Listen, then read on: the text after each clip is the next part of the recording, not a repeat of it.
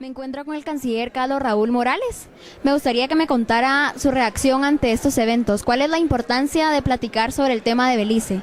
Mira, la Fundación Esquipulas ha dado un gran paso y creo que ha hecho un gran evento, porque es importante informar a la población guatemalteca respecto a estos temas de trascendencia nacional, que no son temas de un gobierno en particular, son temas de Estado. El 80% de la población guatemalteca, conversábamos con el presidente Cerezo, tiene menos de 30 años y tiene un desconocimiento absoluto de este tema, precisamente por la falta de educación, por la falta de instrucción y por la falta de información que le permita pues a los jóvenes guatemaltecos conocer cuál es la coyuntura con el tema de Belice. Nosotros tenemos un diferendo territorial, insular y marítimo que solo puede ser resuelto por la Corte Internacional de Justicia y en consecuencia pues es un imperativo llegar a dicho ente internacional para que dicte una sentencia y determine primero si Guatemala tiene o no derechos sobre el territorio continental, insular y marítimo, y segundo, que determine pues la frontera que vamos a tener con ese país. Guatemala en el año 1991 reconoció dos de los tres elementos que necesita un Estado para existir. Reconoció la autodeterminación del pueblo beliceño a ser beliceño y reconoció al gobierno de Belice, pero a cambio el gobierno de Belice reconoció que Guatemala podría tener derechos territoriales, insulares o continentales sobre parte de su territorio y que por lo tanto era necesario pues tener negociaciones que permitan determinar si esos derechos son reales o no son reales, y eso solo lo puede determinar la Corte Internacional de Justicia.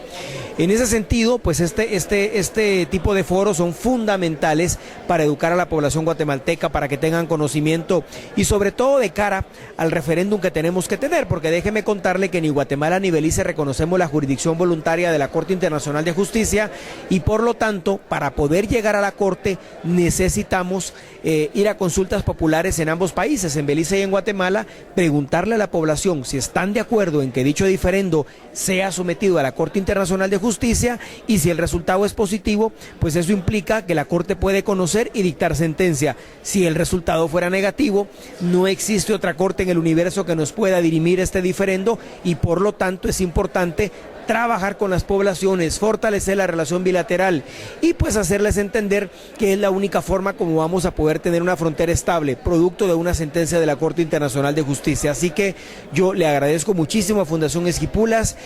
por esta oportunidad, por esta magnífica convocatoria que hicieron, que nos permite pues hablar de un tema que siempre es de coyuntura, de un tema que no se puede quedar atrás, de un tema que en la Cancillería hemos llevado pues con mucha hidalguía, que hemos llevado adelante con mucha soberanía y que defendemos evidentemente los intereses de Guatemala. Usted planteaba en la conferencia la posibilidad de firmar el acuerdo especial este año. Si eso sucediera, ¿cuál sería el panorama? El acuerdo especial ya fue firmado en el año 2008 y el acuerdo especial es el que establece que el diferendo territorial, insular y marítimo va a ser sometido a la jurisdicción de la Corte Internacional de Justicia. Lo que pasa es que ni Guatemala ni Belice somos miembros de la Corte, no reconocemos su jurisdicción, por lo tanto es necesario celebrar un referéndum en ambos países, en Belice y en Guatemala, para que la población apruebe ese referéndum. El tema es que no se previó en el acuerdo especial qué pasa si en algún país el resultado es negativo, porque corremos el riesgo de que Belice pueda decir eventualmente, miren, el acuerdo, perdimos el referéndum, el acuerdo ya no sirve, no es válido, lo cual sería totalmente desastroso porque perderíamos la única oportunidad de ir a la Corte Internacional de Justicia. En ese sentido, estamos negociando un protocolo al acuerdo especial que prevea qué sucede en caso en alguno de los dos países se pierde el referéndum. Y este protocolo básicamente tiene dos compromisos. El primero es reafirmar que la única corte del mundo que va a dirimir nuestro